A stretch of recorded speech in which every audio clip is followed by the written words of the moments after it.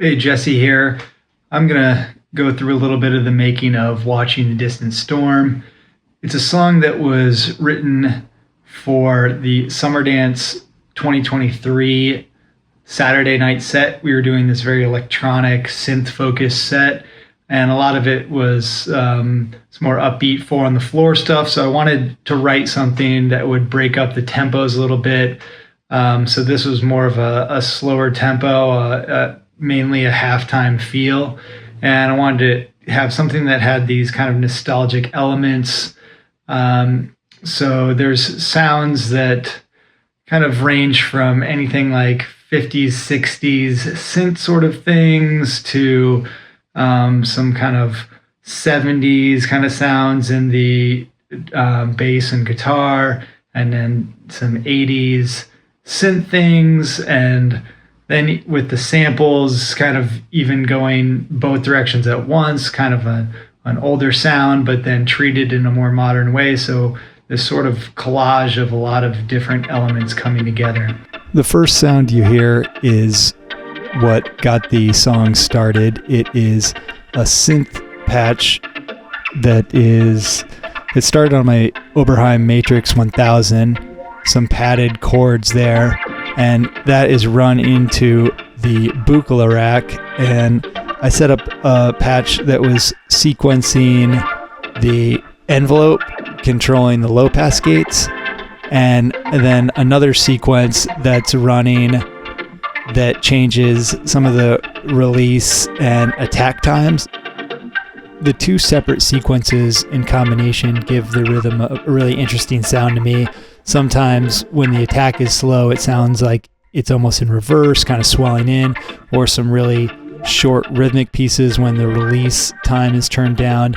So those things in combination give this rhythmic bed and this sonic bed to the song that makes it very unique in my mind.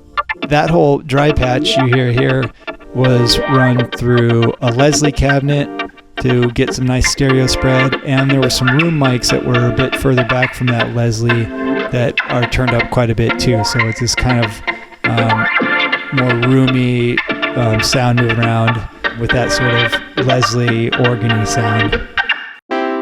Halfway through the vocal part, the Juno 60 comes in, and here it is dry, and here it is with the Memory Man added on. The deluxe Memory Man has a really nice chorus sound that can get very extreme, but here just a little kind of subtle, gives it some kind of warble and really helps add to that nostalgic feel. The synth bass part and the main synth lead were both done on the Cat by Octave, which is a 70s monophonic synth and definitely one of my go-tos in the studio.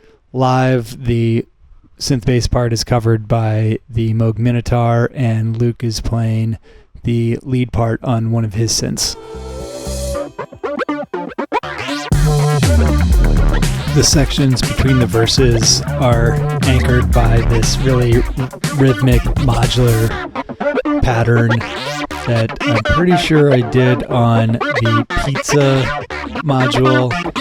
It's an oscillator that uses some wave folding and FM style modulation to get interesting and gritty sounds. So you can hear on here some of the live tweaks I was doing to the pattern to kind of give it a shape.